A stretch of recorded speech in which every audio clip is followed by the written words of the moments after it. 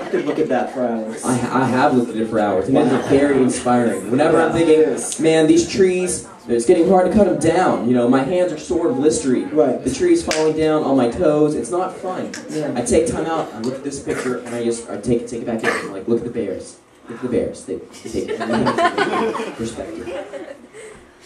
Here we have the bear actually taking a nap. As you all know, we don't have caves here. No caves here in Vancouver.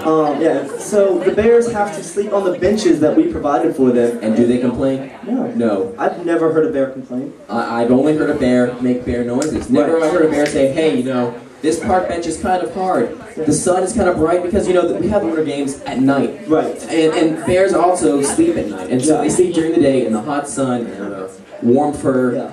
That's gotta be rough. And because they're 100% homeless. I mean, It's true. they wouldn't accept beds. We tried to give them air mattresses, but they wouldn't take them. Yeah. Okay. Here we have the bear. It looks like he's trying to make some wishes in a wishing well with his 5 pennies. I mean, bears are also unemployed. 100% of bears are unemployed. It's true. I'll take that back.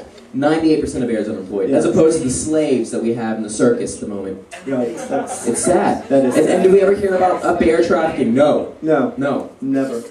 But this bear is taking all of his money. This is all the money he has to throw it into the well to get his 5 wishes. And if you pay close attention, folks listening at home and here in the stadium with us, he's actually put the pennies in a formation of an L, wishing love towards his men brothers, his brothers of mankind. Wow. Yes. Here we have the bear.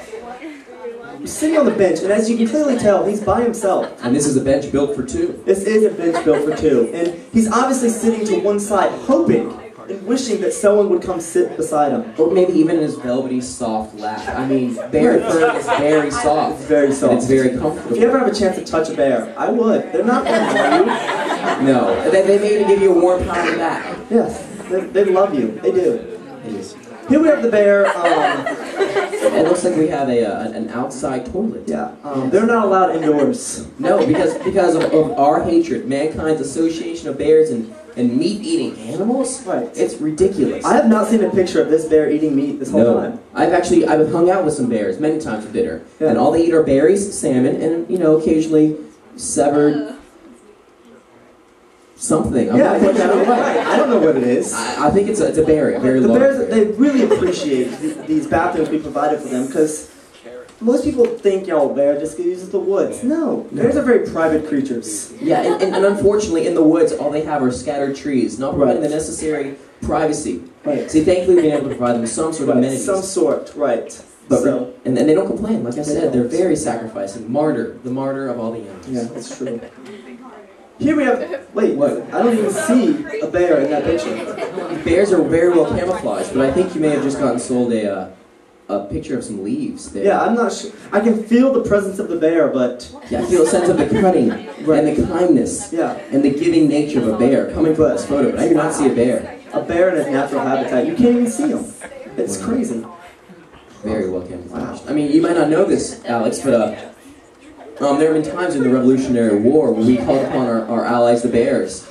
We actually had bear cavalry. Really? We were on the time of need against opposing forces. The bears came out of their hiding and they volunteered. They said, hey, we will be your cavalry and you will be our riders. Wow. And it was an amazing event in history. They leave that out of the history books. Right, yeah. They want us to forget about that, how the bears have helped us. We will not forget. We will not forget. Remember the bears. Here we have the bear. He's giving a shout out to his brother Smokey. Yeah, as you may know, Smokey the bear is actually very large in fighting for environmental concerns that all woodsmen, like myself, and bears and all woodland creatures have. Right. Which are forest fires. Yes, forest fires. See, the woods are the playground for the bears. And here they're saying you don't want to smoke in our playgrounds or their playgrounds. Don't smoke in our playgrounds. Because, remember, folks, only you can prevent forest fires, and only you can prevent playground fires as well. It's true.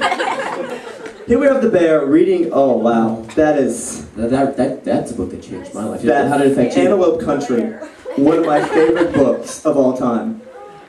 Wow. It's the same photographer that made these pictures. Actually worked on this book here. Mm-hmm. I don't think you can read it, but I think it says Michael Victor, I believe. Something along those lines. Yes. And he created this book for the antelopes when the antelopes were in a time of very very pressing, very hard times when we also had this hate I used to hate antelopes. I did, and I still do to a degree. And this book changed my life. Thankfully. Everyone should read Antelope Country if you have not. And maybe in hopes that he can learn some lessons from these antelopes sometimes.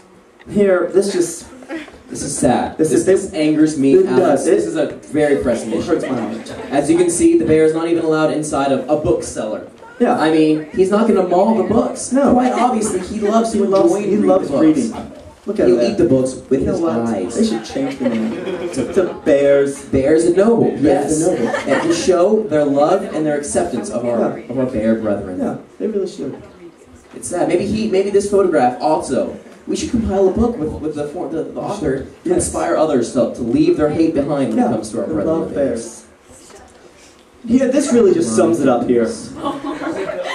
What little food he has from the trash of ours. Right. The food for tomorrow for the seagulls. Now, Alex, I don't know about you, but when I see a seagull, I don't say, hey, here's all I have to eat in my small little bare paws No. to give to you, the annoying seagulls. I saw a seagull eating some pizza crust the other day, and I went and took it. I took that pizza crust. And I said, that's mine. Not yours. Not no. yours. And what he's doing is he's taking his pizza crust Yes. and giving it to them. Yeah. By the opposite of you. Yeah. Unselfish. Unselfish.